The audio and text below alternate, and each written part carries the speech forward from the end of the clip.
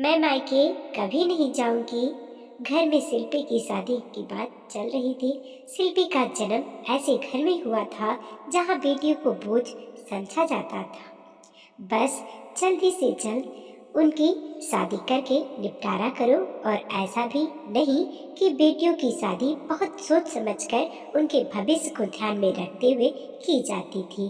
बस काम चलाओ लड़का मिल जाए और शादी करके बेटी को हटाओ, और सारा कुछ बेटों के लिए रहेगा, क्योंकि बेटे ही हमारे कुल के वारिस हैं। ऐसी सोच थी शिल्पी के माता पिता की। शिल्पी कुल 3 भाई बहन थे। शिल्पी अपनी बहन अवंतिका और उसका भाई प्रकाश। शिल्पी सबसे बड़ी थी। उसके बाद उसका भाई प्रकाश था और सबसे छोटी उसकी बहन अवंतिका थी। पर घर में सिर्फ और सिर्फ प्रकाश की पूछ होती थी, क्योंकि वह कुल का वारिस जो था। शिल्पी और अवंतिका अपने माँ बाप के लिए बोझ थी, जिन्हें शादी के पहले तक अच्छे से घर के कामों के लिए इस्तेमाल किया गया, और बस अब शादी करके उन्हें उनके घर भेज देना है, बिना कुछ सोचे समझे। शिल्पी और अवंतिका को पढ़ाया भी इसीलिए जा रहा था ताकि उनकी शादी में कोई दिक्कत ना हो, क्योंकि आजकल हर कोई पढ़ी लिखी लड़की को ही अपने घर की बहू बनाना चाहता है। और शिल्पी ने बस अभी बीए फाइनल ईयर का एग्जाम ही दिया था, और उसकी शादी के लिए माता पिता व्याकुल हो गए, और उन्होंने बिना कुछ सोचे समझे एक लड़के से शिल्पी का रिश्ता पक्का कर दिया। लड़का पढ़ा लिखा तो था, लेकिन अभी अपने पैरों पर खड़ा नहीं था। लेकिन शिल्पी के घर वालों को इतना सोचा ही कहाँ था। उन्हें तो बस जल्दी से जल्द अपने दोनों बेटियों की शादी करके अपना बोझ कम करना था, वह भी बिना सोचे समझे किसी से भी घर में, क्योंकि अच्छे घर में शादी करने के लिए कुछ पैसे खर्च होते, और अपने सारे पैसे तो उन्हें अपने इकलौते बेटे, अपने कुल के वारिस के लिए बचाने थे, जो कि किसी भी लायक नहीं था, क्योंकि उन्होंने बचपन से ही उसे इतना बिगाड़ा था कि बस माँ बाप के पैसे उड़ाना जानता था। काबिलियत तो उसमें कुछ भी नहीं थी। शिल्पी की शादी विवेक से फाइनल हुई थी। विवेक ने ग्रेजुएशन किया था और अभी नौकरी की तैयारी कर रहा था। वह भी अपने घर का इकलौता बेटा था, और उसके पापा की कपड़ों की दुकान थी, जिसमें वह अपने पापा का सहयोग करता था, लेकिन अभी अपने पैरों पर खड़ा नहीं था। शिल्पी को यह रिश्ता मंजूर नहीं था, लेकिन उसकी सुनने वाला था ही कौन। शिल्पी ने अपनी बहन अवंतिका को अपने दिल की बात बताई, और अवंतिका ने बोला, क्या कर सकते हैं दीदी, हम लड़की होने का खामियाजा भुगत रहे हैं। शिल्पी की उसके घर में कुछ भी नहीं सुनी गई, और शिल्पी को विवेक के साथ विदा कर दिया गया, और शिल्पी अपने ससुराल आ गई। उसके कुछ दिनों बाद शिल्पी के माँ बाप अपने अवंतिका की भी शादी तय कर दी। अवंतिका की किस्मत शिल्पी की अपेक्षा थोड़ी तेज निकली, और अवंतिका की शादी एक बैंक क्लर्क से फाइनल हो गई। शिल्पी ने अवंतिका को बोला, चल तेरा तो अच्छा है, तेरा पति नौकरी करता है। अवंतिका ने बोला, हाँ दीदी, इस बात की थोड़ी संतुष्टि है, लेकिन आपका भी कुछ बुरा नहीं है, आखिर जीजाजी अकेले ही तो है, अपने माता पिता की दुकान तो है ही। शिल्पी ने बोला, हाँ बहन, दुकान तो है, लेकिन जानती ही हो वह मम्मी पापा की है, और हमें उनके हिसाब से ही रहना पड़ता है, क्योंकि विवेक की अभी कोई नौकरी तो लगी नहीं, पर वह कोशिश कर रहे हैं। और हमारे मम्मी पापा ने कभी अपनी बेटियों के बारे में सोचा? उन्हें तो सिर्फ और सिर्फ प्रकाश को देखा। वह तो तेरी किस्मत अच्छी है कि तेरा पति नौकरी करता है, मैं तेरे लिए बहुत खुश हूँ। अवंतिका ने बोला, फिक्र मत करो दीदी, जीजा जी की भी जल्दी अच्छी नौकरी लग जाएगी। शिल्पी ने बोला, काश ऐसा ही हो। विवेक बहुत मेहनती भी था और नौकरी की तैयारी बिल्कुल दिल से कर रहा था। अवंतिका भी विदा होकर अपने ससुराल चली गई। उसके कुछ दिनों बाद उनके भाई प्रकाश की भी शादी पड़ी, और शादी में दोनों बहनें अपने ससुराल से आई। वैसे तो बेटियों की कोई खास पूछ थी नहीं उसे घर में, पर फिर भी अवंतिका का पति क्योंकि सरकारी सेवा में था तो उसकी थोड़ी बहुत पूछ मायके वाले भी कर रहे थे, पर शिल्पी और उसके पति को बिल्कुल इग्नोर कर रखा था, जिसे देखकर शिल्पी और उसके पति को बहुत गुस्सा आ रहा था। उनकी नज़र में विवेक की कोई अहमियत नहीं थी क्योंकि वह कोई नौकरी नहीं करता था। शिल्पी को यह बात बहुत बुरी लगी और उसने सोच लिया अब वह कभी मायके नहीं आएगी। और प्रकाश तो अपने अलग ही गुमान में था। उसके हिसाब से वह अपने माँ बाप का इकलौता बेटा था और इतनी बड़ी संपत्ति का अकेले वारिस था, और उसकी बीवी भी इस गुमान में थी और बात बात पर शिल्पी और उसके पति को इग्नोर किया जा रहा था। चिढ़कर विवेक ने बोला, हे दिया, किस बात का घमंड है आप लोगों को कि आपके छोटे दामाद सरकारी नौकरी करते हैं। मुझे उनसे कोई दिक्कत नहीं है क्योंकि उनका व्यवहार बहुत अच्छा है, लेकिन आप लोग बहुत ही नीच कोटि के हैं और आपके बेटे को किस बात का गुमान है? क्या है वह आपके पैसों पर ऐश आराम करने वाला एक बिगड़ैल औलाद है। तो क्या मेरे पिताजी के पास कम पैसे हैं और मैं भी उनका इकलौता बेटा हूँ, यह मत भूलिए। विवेक को बहुत जोर से गुस्सा आ रहा था। शिल्पी के माँ बाप पर, भाई पर और गुस्सा आने वाली बात भी थी। शिल्पी ने भी चिढ़कर बोल दिया, मम्मी पापा, आप लोगों ने बचपन से ही सिर्फ और सिर्फ अपने बेटे के बारे में सोचा। शादी के वक्त भी एक बार नहीं सोचा कि हम अपनी बेटियों की शादी किस घर में कर रहे हैं। क्या मैंने अपनी मर्जी से खुद शादी तय की थी? तो आज मेरे पति की बेइज्जती मेरे मायके में क्यों की जा रही है? सिर्फ इसलिए कि वह नौकरी नहीं करते। तो आपका बेटा नौकरी करता है क्या?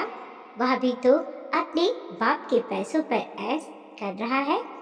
आपको ऐसा क्यों लगता है कि आपके पास पैसे हैं अपने बेटे के लिए और मेरे ससुर जी के पास पैसे नहीं हैं अपने बेटे के लिए? शिल्पी ने बोला, मुझे अवंतिका और उसके पति से कोई दिक्कत नहीं, वह दोनों बहुत अच्छे हैं। यह आप लोगों की गलती है कि आप एक दामाद को बिल्कुल नहीं पूछ रहे हैं क्योंकि वह नौकरी नहीं करती, और एक दामाद को पूछ रहे हैं जबकि आपके लिए दोनों दामाद बराबर होने चाहिए। लेकिन इसमें आप लोगों का भी दोष नहीं क्योंकि आप लोगों की सोच ही छोटी है, जो कि हमने बचपन से ही देखी है। लेकिन आप अपनी बेटियों का नसीब नहीं छीन सकते।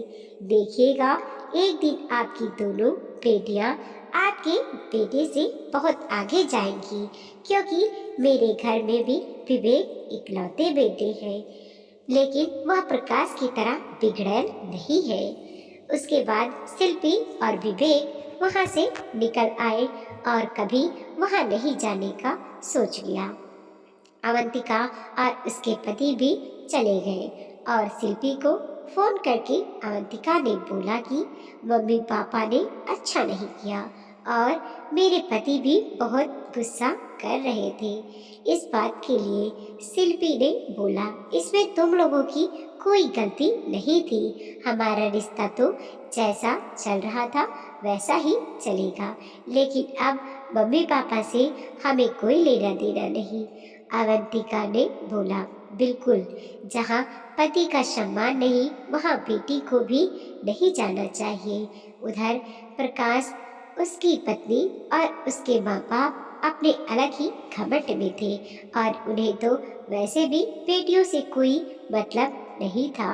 विवेक ने घर आकर अपने मम्मी पापा से बोला कि अब मैं 1 साल दुकान पर बिल्कुल नहीं आने वाला। पापा को अकेले दुकान संभालनी पड़ेगी। मैं और मेरी पत्नी कोई विशेष ख्वाहिश भी नहीं रखेंगे जिसे आप लोगों को पूरी करनी पड़े।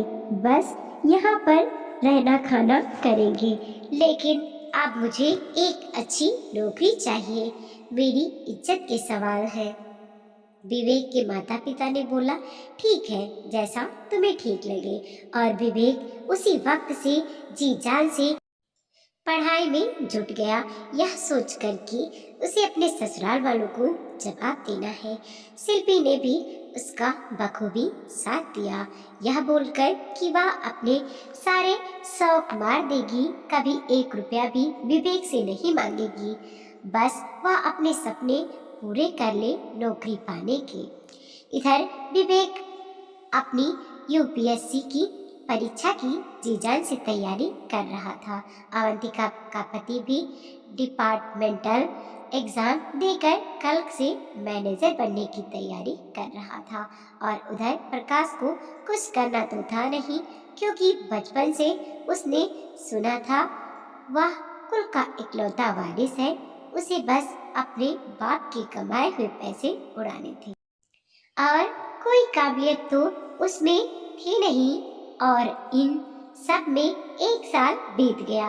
अवंतिका का पति बैंक मैनेजर बन चुका था, विवेक ने यूपीएससी क्लियर कर लिया और वह एक आईएएस ऑफिसर बन गया। और प्रकाश ने 1 साल में कुछ कमाया नहीं, बल्कि रखे हुए पैसे गवा दिए। आज अवंतिका और शिल्पी बहुत खुश थी। अवंतिका ने अपनी दीदी शिल्पी को फोन किया और बोला, दीदी बधाई हो, जीजाजी आईएएस ऑफिसर बन गए, आज मैं बहुत खुश हूँ। शिल्पी ने बोला, हाँ अवंतिका, खुश तो मैं भी बहुत हूँ।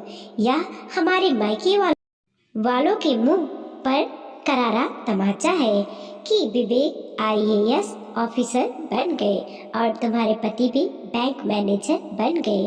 और उनका लाडला बेटा, जो कि किसी लायक नहीं था, जिसे उन्होंने बचपन से ही बस सर पर बिठा कर रखा था, हमारी जरूरत को काट कर वह आज भी किसी लायक नहीं है।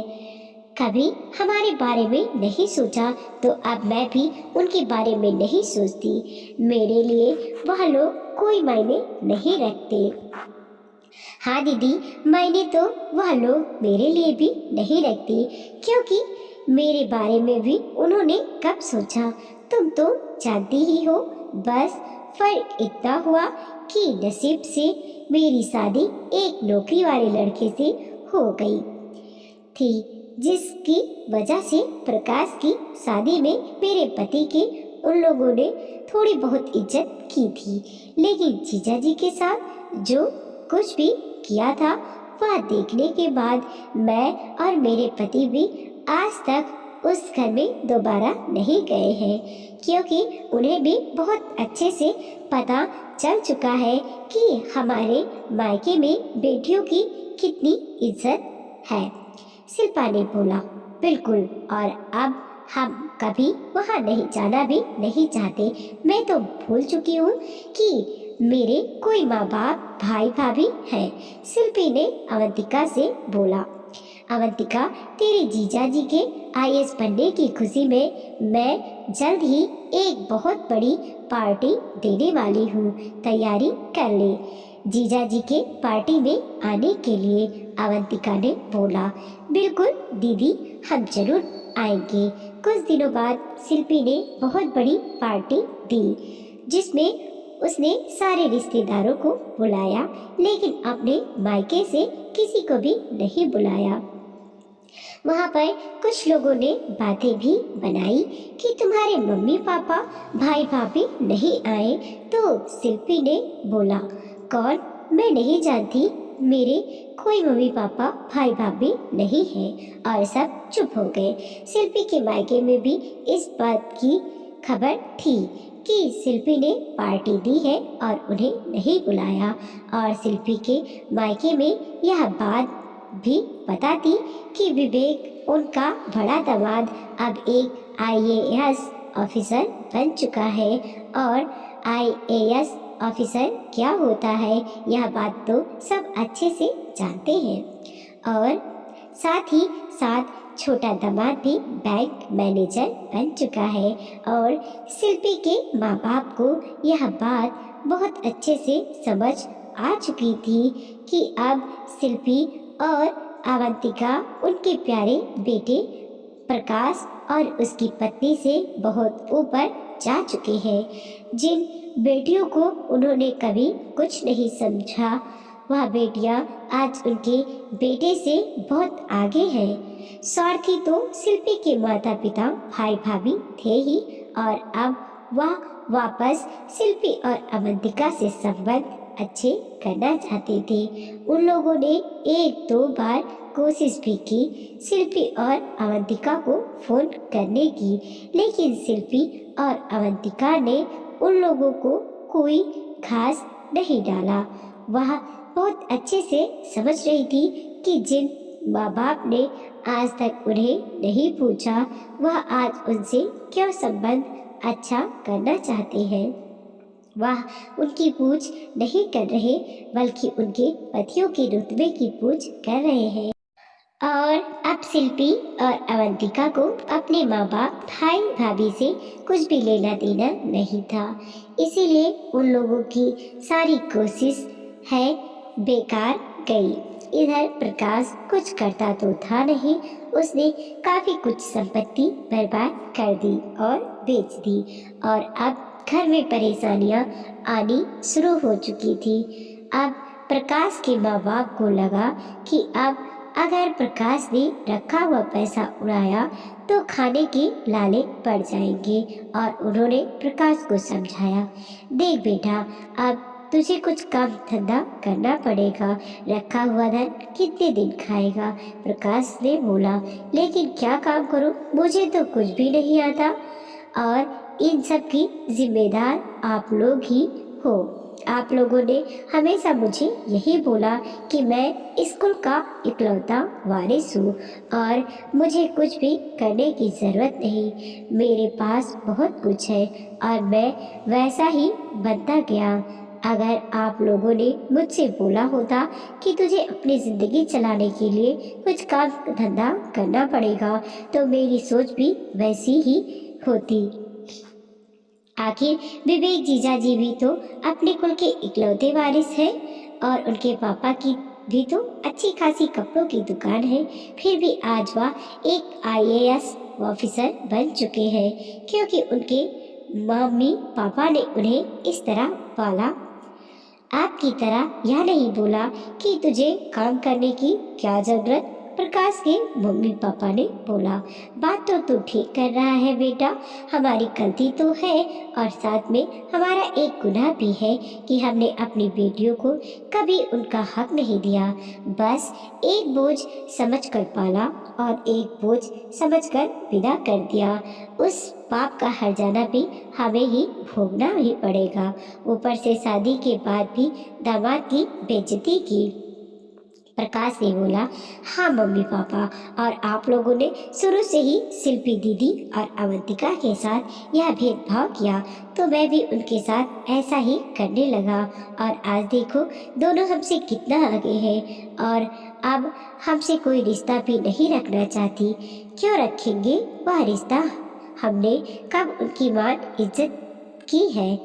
प्रकाश के माँ बाप ने बोला, हाँ लेकिन अब हमें उनकी ज़रूरत है, तो उनकी मान मनोबल तो करनी ही पड़ेगी, क्योंकि अब तुझे कुछ काम धंधा करना ही पड़ेगा। आगे की ज़िंदगी के गुजर बसर के लिए एक काम कर, तो अवंतिका के पति से बैंक में जाकर मिल और कुछ लोन की बात कर, जिससे कुछ बिजनेस शुरू कर सके।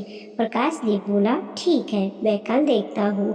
अगले दिन प्रकाश अवंतिका के पति से बैंक में जाकर मिला और लोन की बात की। अवंतिका के पति ने साफ मना कर दिया और बोला, मैं इसमें आपकी कोई मदद नहीं कर सकता, यह एक सरकारी प्रक्रिया है और आपको उसी के अनुसार लोन मिलेगा, तो आप जाकर वहाँ पूछताछ कर काउंटर पर पता कर लीजिए और सारी फॉर्मेलिटीज़ पूरी करके अपने लोन के लिए अप्लाई कर दीजिए। यदि उचित हुआ तो आपका लोन पास कर दिया जाएगा। इससे ज़्यादा मैं आपकी कोई मदद नहीं कर सकता, क्योंकि मैं यहाँ पर एक कर्मचारी हूँ, ना कि आपका कोई रिश्तेदार। और प्रकाश ने लोन के लिए अप्लाई कर दिया और चुपचाप घर आ गया। प्रकाश ने आज तक कोई काम धंधा किया तो था नहीं, उसके पास कोई डिग्री भी नहीं थी और ना ही कोई बाहरी आदमी उसका गारंटी लेने तैयार था। इसीलिए प्रकाश का लोन अप्रूव नहीं हुआ, बल्कि रिजेक्ट कर दिया गया। प्रकाश ने एक बार फिर अवंतिका के पति से बात करने की कोशिश की, लेकिन उसने साफ मना कर दिया और प्रकाश अपना समूह लेकर घर आ गया और अपने माँ बाप को सारी बातें बताई। कोई भी बाहरी आदमी प्रकाश का गारंटर बनने के लिए तैयार था ही नहीं, इसीलिए लोन अप्रूव होने में बहुत मुश्किल थी। अब उनके पास एक ही रास्ता बचा था। विवेक प्रकाश से मिलने के लिए सोचने लगा। प्रकाश ने बहुत कोशिश की अपने विवेक जीजाजी से मिलने की, लेकिन विवेक अब एक आईएएस ऑफिसर बन चुका था, तो उससे मिलना इतना आसान नहीं था। हर बार प्रकाश को विवेक के ऑफिस के बाहर ही से ही निकाल दिया गया और बोला गया अपॉइंटमेंट लेकर आओ। प्रकाश ने अपॉइंटमेंट भी लिया, लेकिन उसकी अपॉइंटमेंट 1 महीने बाद की फिक्स हुई। प्रकाश ने अपने माँ बाप को सारी बात बताई, तो उसके माँ बाप ने बोला अपने जीजाजी से मिलने के लिए कैसा अपॉइंटमेंट, उनके घर जाकर मिलेंगे, तो फिक्र क्यों करता है? कुछ भी हो तो तेरी दीदी ही ना अपने छोटे भाई की मदद नहीं करेगी तो क्या करेगी? शाम को प्रकाश, उसकी पत्नी और उसके माता पिता शिल्पी के घर पहुंचे। शिल्पी एक बहुत बड़े सरकारी बंगले में रहती थी। गार्ड को उन्होंने बताया कि वह शिल्पी के माता पिता हैं और उससे मिलने आए हैं। गार्ड ने अंदर फोन करके बोला, मैडम आपकी मम्मी पापा आपसे मिलने आए हैं, क्या उन्हें अंदर भेज दूं? शिल्पी ने बोला, नहीं, मैं बाहर आती हूँ, रोको। और शिल्पी बाहर आई। शिल्पी को देखकर उसकी माँ ने बोला, शिल्पी बेटा अब तुझसे मिलने के लिए हमें अपॉइंटमेंट लेना पड़ेगा। शिल्पी ने गार्ड से बोला, यह कौन लोग हैं? मैं नहीं पहचानती, बाहर निकालो इन्हें और ऐसे किसी को अंदर मत आने दिया करो। कहकर शिल्पी अंदर चली गई एक सुकून के साथ, क्योंकि उसने आज अपने पति की बेइज्जती का बदला ले लिया था। वीडियो को लाइक कीजिए, कमेंट कीजिए और अपने दोस्तों के साथ जरूर शेयर कीजिए। चैनल पर नए हैं प्लीज़ सब्सक्राइब कीजिए और देखते रहिए मोटिवेशनल स्टोरी।